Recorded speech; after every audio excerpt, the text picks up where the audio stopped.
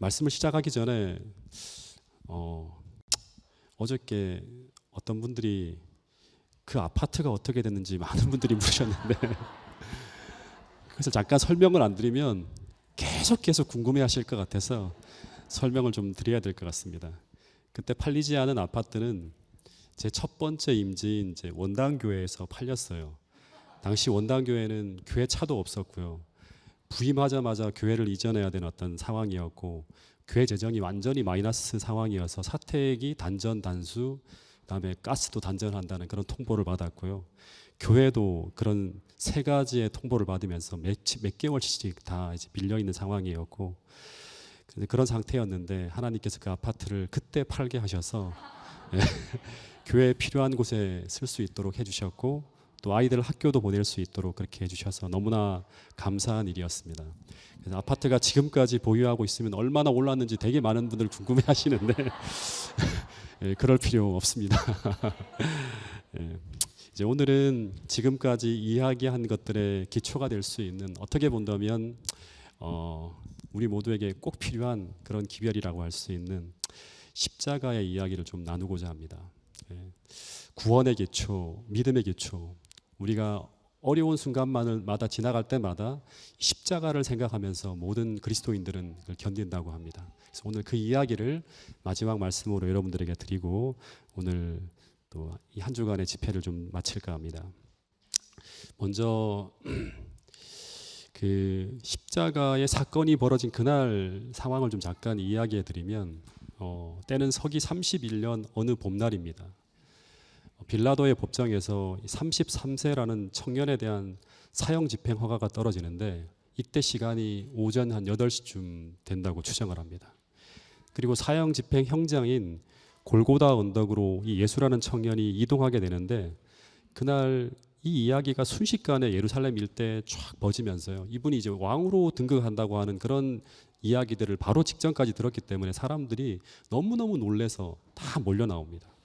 수많은 인파가 이 가는 길에 몰려 나오게 되는데 그래서 1시간 정도 걸려서 오전 9시에 골고다 언덕에 도착하게 됩니다. 근데 빌라도 법정에서 골고다 언덕까지의 거리는 한 450m 정도 된다고 합니다. 근데 1시간 정도 걸렸다고 하는 것은 엄청나게 천천히 걸어간 거예요. 그러니까 이 예수라는 청년이 쓰러지고 또 쓰러지고 하면서 간신히 사력을 다해서 그 언덕까지 올라간 것입니다. 근데 1시간 정도 걸려서 오전 9시에 골고다 언덕에 도착하는데 근데 이 골고다 언덕은 수많은 사람들이 지나가면서 볼 수 있는 개방된 언덕이라고 합니다. 그러니까 오늘날로 말하면 뭐 서울시 광장 이런 곳 같이 모든 사람들이 볼 수 있는 그런 곳입니다. 근데 이 언덕에다가 이 죄수를 매달았다고 하는 것은 이 죄인이 얼마나 흉악한 죄인인지를 공개하면서 공개 처형을 하는 거예요.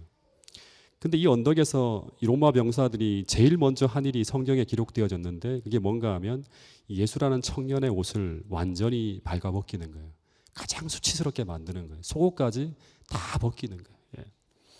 근데 이때 이 장면을 지켜보던 이 예수를 선생이라 부르던 제자들은 이 장면이 너무나 수치스러워서 이 모습을 볼 수 없었다고 합니다. 그리고 이어서 이 예수란 청년의 팔과 다리에 대못이 박힐 때 이때 이 예수란 청년은 굵은 땀방울을 이마에 흘리면서 저들의 죄를 용서해 달라고 기도했다고 합니다. 그리고 십자가가 세워지고 이때부터 시작해서 6시간 동안 오후 3시까지입니다. 9시부터 오후 3시까지 이 청년은 십자가에 매달려 있게 됩니다. 당시는 그 6월절 전날이라서 수많은 사람들이 예루살렘에 몰려들었고 수많은 사람들이 이 장면을 지켜보게 됩니다. 근데 그들이 본 이 예수는 어떤 모습이었는가 하면 예수라고 하는 사람은 스스로를 메시아라고 했어요. 왕이라고 했습니다. 그리고 스스로를 하나님의 아들이라고 했고 자신은 하나님과 하나라고까지 했어요. 그리고 실제로 또 어떤 얘기까지 했는가 하면 나는 진리요 길이요 진리요 생명이라고까지 했어요. 근데 그런 예수가 4번의 구타와 그 다음에 2번의 채찍질로 얼굴은 형체를 알아볼 수 없을 정도로 망가졌고 그리고 등은 완전히 누더기로 변해 있었고 전신의 피가 흐르는 피범벅이었을 거라고 추정할 수 있어요. 당시 이 청년의 모습은 그 자리에 서 있는 사람들이 느끼는 그대로 한번 상상해서 제가 표현해 보면 어떻게 보면 어떤 한 흉악한 인간이 하나님께 천벌을 받아서 죽어가고 있는 모습이었어요. 시편 22편 6절의 기록을 보면 예수님은 당시 자신의 모습을 이렇게 표현하고 있어요. 나는 벌레고 사람이 아니라고, 수많은 사람들이 나를 비방하는 조롱거리가 되는 그런 상황에 자기가 처할 것이라고 표현하고 있습니다. 다시 말하면 자신의 모습이 너무나 참혹하고 처참해질 것을 예언한 글이에요. 그래서 그를 따라다녔던 제자들까지, 심지어 그의 어머니 마리아까지, 천사를 통해 계시를 받은 그 어머니까지 이 청년이 하나님의 아들이라고 하는 주장을 이때 이 십자가의 장면을 바라보면서 의심하게 되고 그 믿음을 포기하려고까지 했었다고 합니다. 왜냐하면 만약 이분이 하나님의 아들이라면 하나님이 어떻게 이 아들이 이 지경이 되도록 방치할 수 있을까? 의심이 들 정도로 이 장면이 참혹했다고 하는 것입니다. 그래서 관원들도 너가 하나님의 아들이라면 하나님이 분명히 너를 구원할 텐데, 그런데 하나님이 너를 구원하지 않는 이유는 너가 한 모든 말이 거짓말이기 때문이라고 하면서 이 상황은 너가 사기꾼이라고 하는 것을 증명하고 있다고까지 하면서 예수님을 조롱하고 그분에게 이런 여러 가지 조롱을 하는 것을 정말 두려워하지 않고 계속했다고 합니다. 그래서 모두들 생각하기를 이 청년이 죽음으로 말미암아 이 청년으로 인한 모든 소동은 이것으로 끝날 줄 알았어요. 3년 반 동안 이 청년으로 인해 벌어진 모든 일들은 완전히 소멸될 줄 알았어요. 그런데 이 청년이 죽은 후에 이 청년의 죽음을 다시 해석하는 이야기가 들려오기 시작합니다. 성경을 진실히 연구하는 많은 사람들이 말하기를 이 모습은 바로 구약 4,000년 동안 한치의 틀림도 없이 예언된 메시아의 모습이라고 하는 그런 증언이 흘러나오기 시작했고요. 심지어 이 죽음까지도 너무나 정확하게 예언되어진 그런 어떤 그 이야기라고 하는 해석들이 나오기 시작합니다. 더하여서 더 충격적인 이야기가 들려오는데 그것은 바로 이 십자가에 매달려서 비참하게 죽어갔던 이 30대 청년이 바로 하나님의 아들이라고 하였고, 더하여서 그분이 바로 창세기 1장에 세상을 창조하신 창조주 하나님이라고까지 하는 거예요. 그분이 이 땅에 인간으로 오셔서 나무에 매달려서 참혹하게 죽어갔다고 하는 것입니다. 근데 당시 이 이야기는 정말 너무나 충격적인 이야기였어요. 근데 정말 중요한 것은 뭔가 하면, 그러면 왜 이런 충격적인 일들이 벌어졌는가 하는 것을 사람들이 그 이유를 찾기 시작했겠죠. 그런데 그 이유를 성경 이사야 53장에서는 여러 번에 걸쳐서 반복적으로 그 이유를 설명하고 있는데, 그것은 바로 우리를 사랑하사 우리를 살리기 위해서 그 창조주 하나님이 돌아가시는 이런 놀라운 사건이 벌어졌다고 하는 것입니다. 그런데 이 사실이 오늘을 사는 우리에게 무엇을 말하고 있는가 하는 것입니다. 제가 1996년 그 대학 4학년이었고요. 97년 2월에 제가 졸업을 했는데, 그때는 IMF 전이라서요. 경기가 너무 과열되어졌어요. 그래서 대학 3학년 때 저희 과의 한 절반 이상이 인턴으로 다 채용되어질 정도였어요. 대기업으로. 그리고 4학년 당시에는, 졸업 당시에는 졸업도 하기 전에 100% 다 채용이 되어져 나가는 그런 시기였습니다. 하다못해 학생운동을 하면서 수업도 안 들어오고 학점도 거의 바닥이던 친구들도 단지 공대를 다녔다는 이유 하나로 다 채용이 되어져서 100% 채용이 가능했던 그런 시기였습니다. 근데 졸업을 앞둔 시점에 채용을 안 된 친구가 딱 2사람이 있었는데, 그 중에 한 사람이 바로 저였고, 또 한 친구가 이 공채 시험을 준비하면서 채용이 안 된 친구가 있었어요. 서로 위로하면서 막 지내던데, 그런데 그 친구마저 마지막 11월에 한전 공채에 합격이 되어 취직이 되어 버리는 거예요. 졸업식 딱 되는 그날 제가 이제 갔는데, 대학원 진학을 결정한 아이들 빼고 당시에 과에서 유일하게 취직이 안 된 친구가 바로 누구였는가? 바로 저였습니다. 전 어디 갈 데가 없는 거예요. 어디를 가나 양심적으로 안식일을 지키려고 하니까 걸리는 것입니다. 당시에는 주 5일 근무가 일반화되지 않았기 때문에 안식일을 포기하지 않고는 들어갈 데가 없는 거예요. 근데 그런 사이에 한 대학 동기가 이제 결혼을 한다고 해서 결혼식을 갔는데, 그 친구가 대우건설을 다니는 그런 친구여서 서울역 앞에 대우 빌딩에서 이제 결혼식을 한다고 하는 이제 청첩장을 받게 되었어요. 당시 우리 과에서 가장 많은 친구들이 이제 들어간 곳이 대우건설이었기 때문에 친구들을 많이 만나는 장소라서 그 친구들을 만나기가 불편해서 안 가려고 막 버티다가, 그 친구 결혼식은 도저히 제가 안 갈 수 없는 너무나 친한 친구의 결혼식이라 어쩔 수 없이 가게 되었습니다. 근데 결혼식이 딱 끝나고 식사를 하는데 전부 다 친구들이 명함을 내밀면서 요즘 어떻게 지내냐 하면서 난 회사에서 어떤 일을 하고 있고 또 어디를 갔다 왔다는 둥 하면서 전부 신나게 사회 초년생으로서의 자신들의 경험을, 이 직장 이야기를 쭉 나누는 거예요. 근데 제가 대학 다닐 때는 정말 그렇게 친하던 친구들 사이에 제가 끼어 있었는데, 근데 2시간 동안 거의 한마디도 할 이야기가 없는 거예요. 도대체 끼일 수가 없는 거예요. 근데 그렇게 2시간이 쭉 지나가던 그때 한 친구가 그 질문을 안 했으면 좋아할 뻔했는데 저한테 이렇게 묻는 거예요. 재훈아, 넌 요즘 어떻게 지내냐고 하는 거예요. 근데 그 질문이 갑자기 편하게 들리지 않는 거예요. 그 질문이 마치 넌 왜 그렇게 살고 있니? 남들은 다 열심히 사는데 하는 그런 질문같이 들리는 거예요. 근데 제가 응, 난 아직도 라고 하는 대답을 하는데 그 다음은 할 말이 없는 거예요. 근데 그 친구가, 아마 저는 이제 그 친구는 그렇게 안 봤을지 모르겠지만 그 친구가 저를 쳐다보는 표정이 저를 얼마나 불쌍하게 쳐다보는지, 동시에 제가 그때 얼마나 무능해 보이는지, 스스로 얼마나 비참하게 보이는지 너무나 괴로운 거예요. 그러면서 그때 돌아오는 길에 내내 제가 주님께 물었어요. 주님, 제가 세상에서 정말 무능하고 무가치한 사람인가요? 아니면 무엇 때문에 아닌지 좀 말해달라고. 그러면서 서울역에서 의정부역까지 돌아오는 길 내내 속으로 막 부르짖으며 돌아왔어요. 근데 그런 마음으로 우울하게 계속 며칠을 지내는데 제가 매일같이 그래도 말씀을 계속 읽었는데, 근데 그때 누가복음 15장에 나오는 비유를 읽다가, 그 잃어버린 은전에 대한 비유를 읽다가 마음이 막 사무쳐서 책을 덮고 펑펑 울었던 기억이 납니다. 비유 가운데 한 여인이 하찮은 동전 하나를 잃어버렸는데 그 여인이 땅바닥 어디에 떨어진 그 하찮은 은전 하나를 찾기 위해서 어떻게 하는가 하면 등불을 들고 온 방을 쓸면서 그 은전 하나를 찾고 있는 내용이 나옵니다. 그러다 그 여인이 그 잃어버린 은전 하나를 어디 구석에서 찾아내요. 그런데 찾아서 어떻게 하는가 하면 그 동전 하나를 찾았으면 하찮은 동전을 그냥 주머니에 넣으면 되는데 그 동전 하나를 찾았다고 이웃과 벗을 불러서 큰 잔치를 열고 기뻐한다고 하는 거예요. 근데 이 비유가 십자가 이야기와 같이 막 겹치면서 제게 막 들어오는데 제 마음에 막 사무치는 거예요. 이 이야기는 바로 나라는 존재가 세상에서는 동전 한 입밖에 안 되는 가치 없는 존재처럼 보인다 할지라도, 누구한테는 잊어버리면 그냥 찾지 않아도 되는 하찮은 존재처럼 보인다 할지라도, 주님에게는 반드시 찾아야 되는, 이 세상에 없어서는 안 될 천하보다 소중한 존재가 바로 나라고 말씀하는 것처럼 막 들려오는 거예요. 그래서 주님은 그 하찮은 동전 하나를 찾기 위해서 어떻게 하는가 하면 온 바닥을 쓸고 농을 옮기고 책장을 치우면서 온 방을 뒤집어 엎으면서까지 찾고 있다고 말씀하고 있는 것입니다.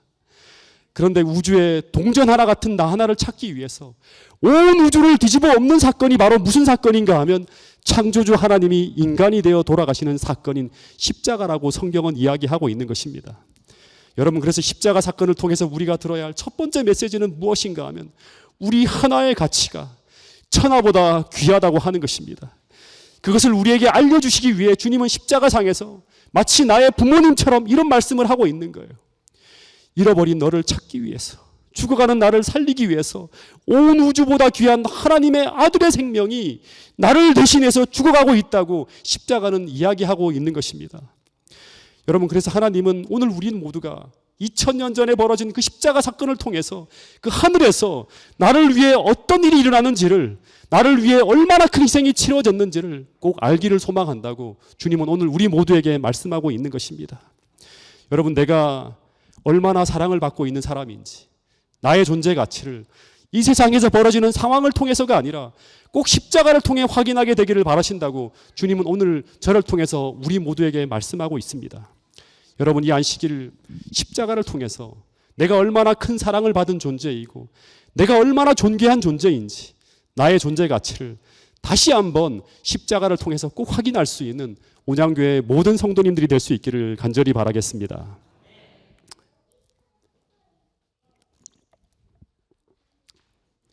이 예수님의 십자가를 생각하면 우리는 보통 이 아들 하나님에 대한 사랑 이야기를 가장 크게 생각하게 되는데요. 근데 성경에서 하나님의 사랑을 이야기할 때 언제나 하나님의 사랑은요, 아들 하나님의 사랑보다 아버지 하나님의 희생적 사랑을 더 크게 우리에게 말씀하고 있어요. 요한복음 3장 16절에도 보면 아버지 하나님이에요. 여기 보면 아버지 하나님이 세상을 이처럼 사랑하사라고 합니다. 아들 하나님이신 독생자를 우리에게 주신 것이 바로 뭔가 하면 하나님의 사랑이라고 해요. 그리고 요한일서 4장 9절 10절에도 보면 하나님의 사랑은 이렇게 나타났다고 하는데, 사랑은 여기 있나니 하는데, 그 사랑은 바로 뭔가 하면 아버지 하나님이에요. 아버지 하나님이 그 아들을 화목제물로 우리에게 내주는 그 희생을 통해 나타났다고 이야기하는 것입니다. 이 성경절들은 전부 무엇을 말하고 있는가 하면, 십자가 사건이 벌어질 때 그때 아들 하나님의 사랑도 굉장히 크지만 그보다 성부 하나님의 희생이 얼마나 컸는지를 생각해 달라고 성경은 계속 이야기하고 있는 것입니다. 그런데 성경을 보면 전부 성자 하나님의 모습만 나오지 성부 하나님의 모습은 잘 보이지 않습니다. 어쩌면 철저히 성부 하나님의 사랑은 가려져 있는 것처럼 그렇게 보여요. 근데 십자가 사건이 벌어질 때 아버지 하나님의 행적이 나타난 곳이 딱 한 군데 있어요. 그곳이 어디인가 하면 누가복음 23장 44절이에요. 제가 이 성경절 하나로 말미암아 십자가의 이 설교를 제가 준비하게 되었는데, 이 누가복음 23장 44절에 보면 주님이 십자가에 달린 지 3시간이 지난 정오 때라고 합니다. 6시쯤이라고 하면 정오예요. 이때 갑자기 어떤 일이 벌어졌는가 하면, 때가 제 6시쯤 되자 갑자기 해가 빛을 잃고 온 땅에 어두움이 임하여 오후 3시까지 계속되어졌다고 성경은 이야기하고 있습니다. 근데 이 짙은 어두움이 왜 임했을까 찾아봐야 되는데, 시대의 소망이라고 하는 책에 보면 이런 글이 나와요. 그 짙은 어두움은 아버지 하나님의 임재의 증거였다고 합니다. 그분은 어둠의 장막을 만드시고 그분의 영광을 인간의 눈으로부터 감추셨다. 그리고 하나님과 그의 거룩한 천사들은 십자가 곁에 서셨다고 하는 거예요. 그러니까 이때 아버지 하나님과 그리고 그분 곁에 그분을 수종하는 수많은 그룹 천사들이 다 십자가 곁으로 내려온 거예요. 근데 왜 정오에, 처음부터가 아니라 왜 정오에 아버지께서 어둠으로 휘장을 자신을 가리고 예수님 곁으로 내려오셨을까? 왜 처음부터 안 하시고 그렇게 했을까? 십자가 이야기를 쭉 따라가다 보면 십자가 이야기는 크게 4가지의 국면으로 나타나고 있어요. 첫 번째는 언제인가 하면 금요일 밤부터 새벽까지 벌어진 겟세마네가 첫 번째 국면이고요. 두 번째 국면은 안나스와 가야바와 헤롯과 빌라도로 이어지는 법정에서의 장면이고, 세 번째, 네 번째 국면은 십자가상에서 벌어지는 6시간 동안의 장면인데, 그중에 먼저 오전 9시부터 정오까지는요, 이 3시간 동안은 예수님이 육체적으로 고통을 당하는 그런 시간이에요. 근데 사단이 아무리 심하게 고통을 가해도 끝까지 예수님이 십자가를 붙들고 있으니까 사단이 이제 그가 할 수 있는 가장 심한 고통을 가하게 되는데, 이 마지막 얼마 남지 않았다는 걸 알고, 예수님의 생명이 이제 얼마 남지 않았다는 걸 알고 이제 마지막 가장 심한 고통을 가하게 되는 때가 언제인가 하면 정오부터 오후 3시까지입니다. 이때 예수님이 십자가의 상에서의 고통 중에 가장 고통스러운 시간이었는데, 사단은 이때 예수님의 마음을 쥐어짜듯이 괴롭히면서 육체적 고통조차 느끼지 못할 만큼 그렇게 고통을 가하는 시간이 정오부터 시작해서 오후 3시. 그러니까 예수님이 처음부터 육체적 고통을 느끼지 않은 게 아니라 이때 못 느낀 거예요. 너무너무 정신적으로 힘드니까. 그런데 그때 아버지 하나님은 더 이상 하늘에서 그 장면을 지켜보고만 있을 수가 없어서, 어떻게 보면 견딜 수가 없어서 그 시간 어둠으로 장막을 치고 이 땅으로 내려오셨다고 하는 거예요. 그런데 이 어둠의 장막 속에서 그 죽어가는 아들의 마지막 장면을 지켜보시던 그때 아버지 하나님은 이 3시간 동안 어떤 마음으로 그 장면을 지켜보셨을까? 그리고 그분은 그때 무엇을 하셨을까? 성경에 아무 기록이 없어요. 침묵으로 일관합니다. 성령 하나님께서는 이걸 표현할 수가 없는 거예요. 누구에게도 이 고통을 표현할 수가 없어서 침묵으로 일관한데, 성령 하나님께서는 이 글을 읽을 때 오늘 우리에게 이 3시간 동안 침묵 속에 계셨던 그 아버지 하나님의 마음을 깊이 생각해 보라고 오늘 우리들에게 말씀하고 있는 거예요. 이 아들이 죽는 장면이 얼마나 고통스러웠을까? 제가 이제 여러 책들을 쭉 찾아보는데 2011년도에 한 사랑하는 외아들을 잃은 한 그 사람의 글이 이제 에세이로 출판된 게 있었는데, 2011년도에 돌아가신 분인데 대한민국을 대표하는 작가죠. 이 박완서 씨가 살아생전에 가장 고통스러운 시간에 책 한 권을 내요. 그 책의 이름이 바로 뭔가 하면, 제목이 뭔가 하면 한 말씀만 하옵소서라고 하는 책이에요. 이 책이 나오게 되는 배경을 보면 이 책의 작가인 박완서 씨에게 일남 사녀가 있었는데, 근데 그 1988년 8월 달에 이 하나밖에 없는 아들이 교통사고로 죽습니다. 근데 당시 이 아들의 나이가 25이라고 합니다. 근데 이 아들은 외아들에다가 당시 장래가 아주 촉망되는 서울대 의대를 졸업하고 서울대 의대에서도 레지던트 과정을 밟고 있던 의사였는데 돌연 교통사고로 사망하게 돼요. 근데 이 아이가 사망했다는 소식을 들었을 때 이때 이 박완서 씨의 마음은 인간이 겪을 수 있는 가장 큰 아픔과 고통을 겪어야 되는데, 이때 그가 겪는 그 아픔을 책으로 써냈는데 그 책 제목이 바로 뭔가 하면 한 말씀만 해달라고 하는 거예요. 한 말씀만. 근데 그때 그 마음을 표현한 한 글을 옮기면 이렇습니다. 원태야, 원태야. 아들이 원태였는가 봐요. 우리 아들 원태야. 내가 없다니 그게 정말이냐. 나는 아들을 잃었다. 그 아이는 세상에 존재하지 않는다. 그런데 그 사실을 아는 것, 그 사실을 내가 기억하고 있다고 하는 것이 견딜 수가 없다. 통곡이 치받쳤다. 도무지 어떻게 할 수가 없었다. 짐승 같은 울음소리를 참으려고 하니 온몸이 격렬하게 요동을 쳤다. 구원의 가망이 없는 극형이었다. 끔찍한 일이었다. 이럴 수는 없는 일이었다. 도대체 밥이 넘어가지 않았다. 삶에 대한 거부였다. 다시 말해서 그 아들의 죽음 앞에서 어머니가 느끼는 그 고통은요, 구원의 가망이 없는 극한 형벌을 당하고 있는 것이라고 표현하고 있습니다. 그런데 그 천형 같은, 극형 같은 천형을 하나님께서 스스로에게 가하는 것이 바로 뭔가 하면 자신의 아들을 십자가에 내어주는 사건이었다고 하는 것입니다. 제가 이 정오부터 오후 3시까지 그 어둠의 휘장 속에 계신 하나님의 모습과 그 아버지 하나님의 마음을 알고 싶어갖고 너무나 간절하게 기도하며 성경을 막 뒤지는데, 그때 희미하게나마 그 아버지의 마음을 볼 수 있는 것을 하나님께서 가르쳐 주셨는데, 그것이 바로 어디인가 하면 창세기 22장이었어요. 제가 이 창세기 22장을 제가 그 묵상하면서 참 많은 것들을 제가 깨닫게 되었는데요.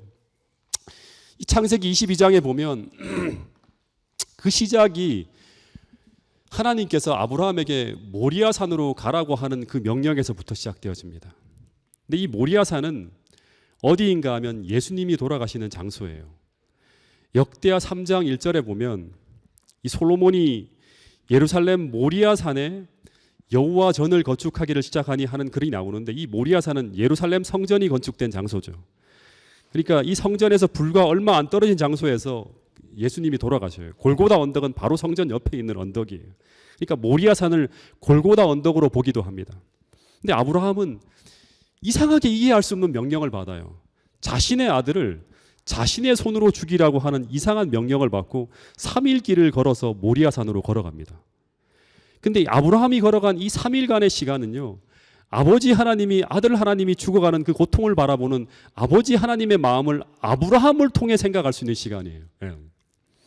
어쨌든 창세기 22장을 읽어보면 아브라함이 이삭을 데리고 모리아산으로 쭉 올라갈 때, 그때 이 이삭이 아브라함에게 올라가기 바로 직전이에요. 이런 질문을 합니다. 어떤 질문을 하는가 하면, 아버지, 나무와 불은 있는데 번제할 양이 없다고 묻는 거예요. 근데 이때 아브라함이 아들에게 뭐라고 대답을 하는가 하면 거의 실성한 상태에서 이런 대답을 합니다. 아들아, 번제할 양은 하나님이 자기를 위해 친히 준비할 거라고 대답을 해요.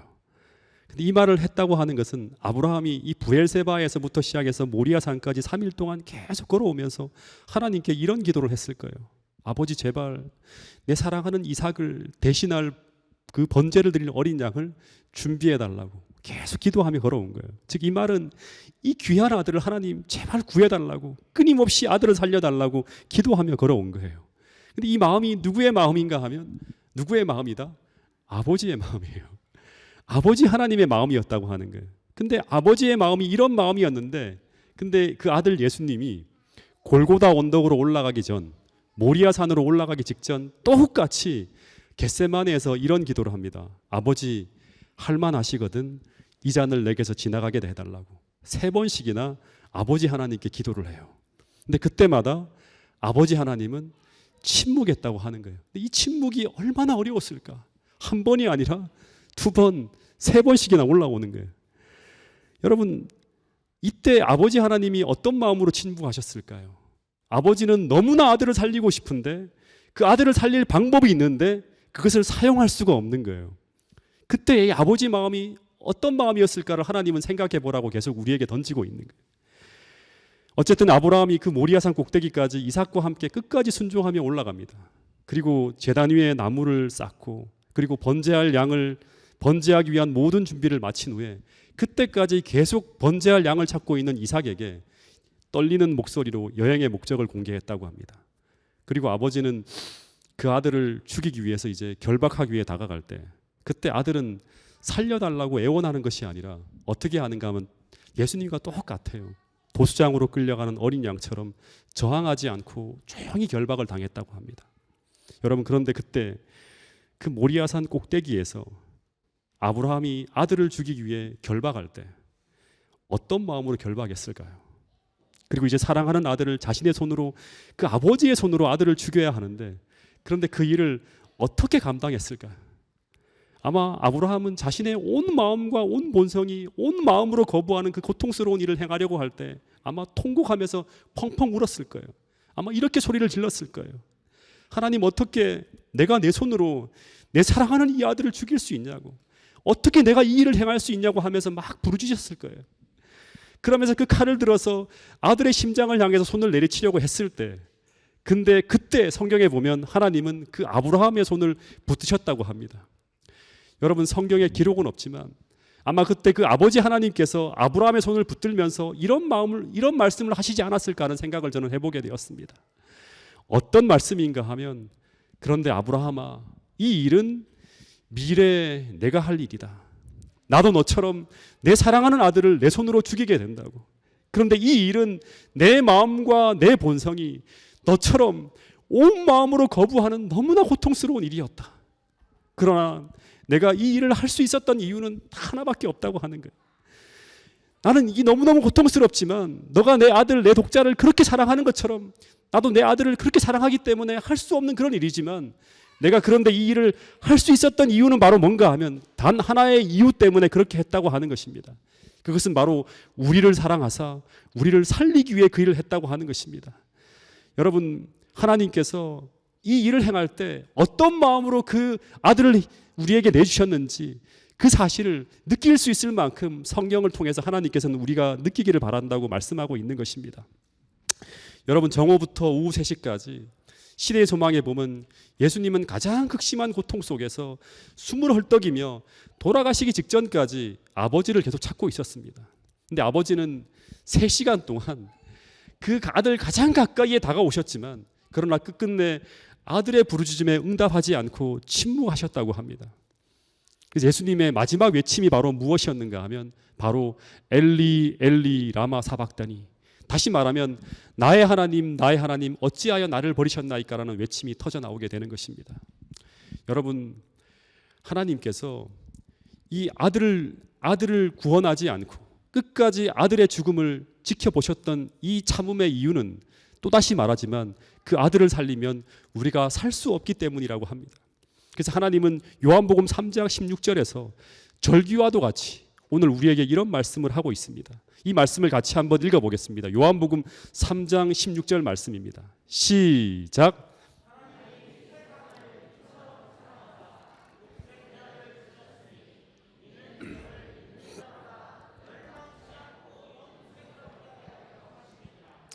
하나님이 세상을 이처럼 사랑하셨다고 합니다.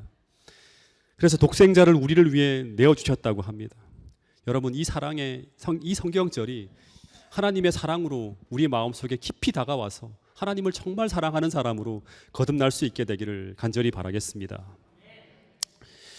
제가 20대 초반에 대학을 다니다가 어머니에게 도중 하던 공부를 중단하고 신학을 공부하겠다고 마음을 먹고 진로를 바꾸기로 결심을 해요. 그리고 학교를 포기하겠다고 식구들에게 제가 통보를 했는데, 근데 바로 신학교로 들어가는 것도 아니고 당분간은 시골에 들어가서 시골 생활을 좀 하면서 농사도 짓고 성경을 연구하면서 몇 년을 보내겠다고 제가 가족들에게 이야기를 합니다. 근데 가족들이 난리가 나요. 이 문제로 한바탕 막 소동이 벌어졌는데, 근데 당시에 형님이 저희 대학 학비를 내주고 있었는데 형님이 계속 대구로 내려오라고, 이제 그 당시에 주택은행을 다니고 계셨는데, 근데 형님이 전화로도 계속 제가 말을 안 들으니까 마지막 한 번만 가족 회의를 하고 결정을 하라고 하는 거예요. 그래서 태백 고향집에 우리 식구들이 다 모였어요. 이 형님도 휴가를 내어서 내려오고, 둘째 형님도 휴가를 내서 내려오고, 누님들까지 다 모였는데 다들 마지막까지 저를 설득하려고 하다가 다 포기하게 됩니다. 그래서 마지막으로 형님이 떠나기 전에 제게 경고를 하면서 이런 말씀을 하는 거예요. 재훈아, 너 그렇게 하면 저와 형제의 관계를 끊고 의절하겠다고 딱 그러는 거예요. 근데 제가 그때 어떤 대답을 했는가 하면, 그것도 각오하고 있습니다, 이렇게 얘기를 했어요. 그때 형님이 이런 말을 하는 거예요. 내가 형수를 그렇게 어렵게 설득해서 너 등록금을 지금까지 대주었는데 너가 이렇게 할 수 있느냐 하면서, 이런 놈 때문에 내가 밤잠을 못 자고 휴가를 내어서 온 것이 너무나 허무하다고 하면서 자리를 탁 털고 일어나는 거예요. 근데 그 모습을 보자 어머니가 너무나 당황해하면서 저보고 제발 잘못했다고 하라고 하는 거예요. 제가 아무 말도 하지 않고 가만히 있었어요. 형님이 몇 번을 더 지켜보다가 옷을 탁 챙겨 들고 집을 나가는 거예요. 그리고 그때 이제 어머니가 막 저에게 야단을 치는데, 제게 마음을 떼지 못하는 어머니에게 어떻게 하면 어머니가 더 이상 나에게 미련을 갖지 않게 해드릴 수 있을까 고민하다가 당시 제가 어머니에게 할 수 있는 가장 아픈 말을 했어요. 당시 제 생각은 어머니에게 이렇게라도 어머니를 떼놓지 않으면 어머니는 평생 저 때문에 힘들어할 것 같아서 가장 아픈 말로 어머니로 하여금 저를 포기할 수 있게끔 그런 이제 말을 했는데, 그게 어떤 말인가 하면, 어머니 이제 제게는 더 이상 세상적 기대를 하지 마세요. 이제 형님들에게 의지해 사시라고. 형님들이 다 잘 나가고 있지 않냐고. 전 없는 셈 치라고 하면서 제 인생은 제가 알아서 제가 원하는 대로 정말 열심히 훌륭하게 살겠습니다라고 했어요. 근데 이 말이 얼마나 어머니에게 아픈 말인지 지금 제가 부모가 되어 보니까 알겠는데요. 당시에는 너무나 철이 없어서 이게 최선인 줄 알고 그런 말을 했어요. 그리고 제가 돌아서 나오는데 그 당시에 관절염으로 심하게 다리를 저시는 어머니가 그 아픈 다리를 끌고 막 뛰쳐나오는데 사력을 다해서 막 우시며 쫓아오는 거예요. 저한테 절기와 같이 이렇게 소리를 지르면서 막 뒤를 쫓아오는데 어떤 말을 계속 하셨는가 하면, 재훈아, 내가 죽는다. 너 그렇게 하면 나 못 산다고 하면서 막 뛰쳐나오는 거예요. 제가 집에서부터 태백터미널까지 한 300m쯤 되는데 막 뛰어가는데 어머니가 걷지 못하는 다리를 이끌고 제가 볼 때 거의 초인적인 힘으로 절름거리며 저를 쫓아오시다가 나중에는 거리가 점점 더 멀어지니까 털썩 주저앉으시면서 재훈아 제발 돌아오라고, 나 죽는다 하면서 막 소리를 지르는데, 그때는 진짜 이 가슴이 미어져 죽을 것 같았지만 어머니의 그 우시는 소리를 들으면서도 끝까지 뒤를 돌아보지 않고 아주 독한 마음을 가지고 울면서 제가 어디로 갔는가 하면, 나를 조금 그래도 이해해주는, 당시에 결혼을 안 한 이제 대구에서 공무원을 하고 있는 둘째 형님 집으로 아무도 모르게 찾아갔어요. 그리고 제발 형한테 전화를 해서 절대 어머니에게 연락하지 말라고 한 후에 하루 정도 머물다가 떠나려고 생각을 했어요. 근데 그날 저녁 때쯤이었어요. 마음이 너무나 괴롭고 뒤숭숭해서 형님 자취방에서는 도저히 못 있겠어요. 마당에 좀 나와서 거닐다가 이제 들마루에 앉아 있었는데 땅거미가 막 지고 있는 그 시간에서 이제 사물이 잘 안 보이는 그런 시간이었는데, 멀리서 어떤 한 분이, 아주머니 한 분이 대문을 열고 쭉 들어오는 거예요. 근데 다리를 쩔뚝쩔뚝하고 오는데 그 실루엣이 우리 어머니의 모습인 거예요. 그러니까 어머니 한 손에 보니까 비닐봉지가 하나 들려 있었는데 봉지 안에는 저를 해먹이겠다고, 난 이제 먹지도 않는 줄도 모르고 예전에 제가 좋아하던 고등어 한 손을 사가지고 그 시장통을 들고 들어오신 거예요. 그러니까 제가 집을 떠나간 그 즉시 어머니는 제 목적지를 찾아서 온 천지에 전화를 돌려서 제가 있는 곳을 확인한 다음 잠시도 집에 지체하지 아니하시고 그 즉시 저를 쫓아 나섰던 거예요. 마치 하나님께서 우리가 죄를 지은 즉시 잠시도 하늘 궁정을 자신이 거할 것으로 생각지 아니하시고 즉시 우리를 쫓아 이 땅에 내려오시는 것과 똑같은 모습을 저는 어머니의 모습을 통해 본 거예요. 무릎이 아파서 제대로 걷지도 못하시는데 기차와 버스를 몇 번씩 갈아타시면서 그곳 대구까지 아무것도 먹지 못하시고 물 한 모금 안 드시고 얼마나 신경을 쓰셨는지 입술이 다 바짝 타신 채로 쫓아오신 거예요. 그 생각을 하니까 이제 더 이상은 견딜 수가 없는 거예요. 근데 그때 저는 깨달았어요. 제가 어머니를 떼놓으려고 노력하면 할수록 어머니는 점점 더 힘들어진다고 하는 것을 제가 그때 깨달았어요. 다시 말해서 아무리 밀어내도 어머니는 목숨을 걸고 사력을 다해 쫓아오신다고 하는 것을 저는 그때 처음으로 깨달았어요. 여러분, 우리 하나님도 이런 마음을 가지고 여러분 한 분 한 분을 쫓아오신다고 하는 사실을 꼭 깨달을 수 있게 되기를 간절히 바라겠습니다. 그때 어머니는 아무 말씀도 안 하시고 그날 저녁에 저를 위해 저녁밥을 지어주셨는데 이 밥이 안 넘어가는 거예요. 그래서 밥을 못 먹고 계속 눈물을 뚝뚝 흘리고 있는 저를 보면서 어머니가 하시는 말씀이 뭐였는가 하면, 재훈아, 한 숟갈만 먹어라, 제발 소원이다고 하시는데, 근데 그걸 안 먹으면 안 될 것 같아서 제가 모래알 씹듯이 막 울면서 어머니가 떠주시는 밥을 받아 넘겼는데, 제가 지금까지 먹어본 식사 중에 가장 슬픈 저녁 식사 시간이었습니다. 그날 밤에 제가 밤새 잠을 못 이루고 울면서 나를 사랑하시는 어머니를 생각했는데, 근데 그날 밤에 잠을 자는데 어머니가 한가운데 주무시고 양쪽에 작은 형님과 제가 자고 있었는데, 어머니도 밤새 못 주무시고 뒤척이시는 거예요. 그리고 나를 돌아보시면서 누우셨는데 내 손을 꼭 잡으신 후에 그것도 부족해서 다시 당신 손에 깍지를 끼고 당신의 가슴 위에 두면서 꼭 쥐고 주무시는 거예요. 근데 제가 그 깍지를 조심스레 풀기만 하면 깜짝 놀라 깨시면서 다시 제 손을 막 찾는 거예요. 급하게 풀면 또 깜짝 놀라서 깨시고 다시 내 손을 찾아갖고 더 꼭 깍지를 끼는 그런 어떤 어머니의 모습을 밤새도록 제가 경험하면서 그날 밤을 보냈습니다. 혹여 어머니는 그 밤 사이에 제가 또다시 도망갈까 봐 두려운 것입니다. 저를 또다시 잃어버릴까 봐 두려운 것이었어요. 여러분, 5남매가 있는데, 그렇게 자녀가 많은데 그 막내 아들을 절대로 포기할 수가 없는 것입니다. 여러분, 마찬가지로 저는 이 어머니의 사랑을 통해서 무엇을 생각했는가 하면, 온 우주에 헤아릴 수 없이 많은 수많은 우주 거민이 있는데, 그렇게 많은 자식들이 있는데 하나님은 나와 여러분 한 사람을 포기하지 못한다고 하시는 것입니다. 그것을 알려주시기 위해서 그 마음을 어떻게든 우리에게 전하고 싶어서 잃은 양의 비유 하나로도 족한데, 잃은 은전의 비유, 탕자의 비유, 똑같은 이야기를 끊임없이 반복적으로 우리에게 말씀하고 계신 분이 바로 우리 하나님이라고 하는 사실입니다. 여러분, 우리가 다시 하나님의 자녀가 되기 위해서, 우리를 의롭다고 하시고 그 죄인인 우리를 무죄하다고 선언하시기 위해서, 다시 말해 너 이제 용서되었다고, 너 이제 괜찮다고 하는 그 한마디의 선언을 하기 위해서 어마어마한 아들의 희생과 그리고 그 아들의 고통을 지켜보는 그 하나님 아버지의 창자가 끊어지는 아픔이 있었다고 하는 사실을 우리 모두가 꼭 기억할 수 있게 되기를 간절히 바라겠습니다. 부디 이 자리에 참석한 모든 분들이 이 사랑의 마음을 열고 이 큰 구원이 헛되지 않도록 우리 모두가 감사히 이 사랑을 받아들이시는 여러분과 저가 될 수 있기를 간절히 바라겠습니다.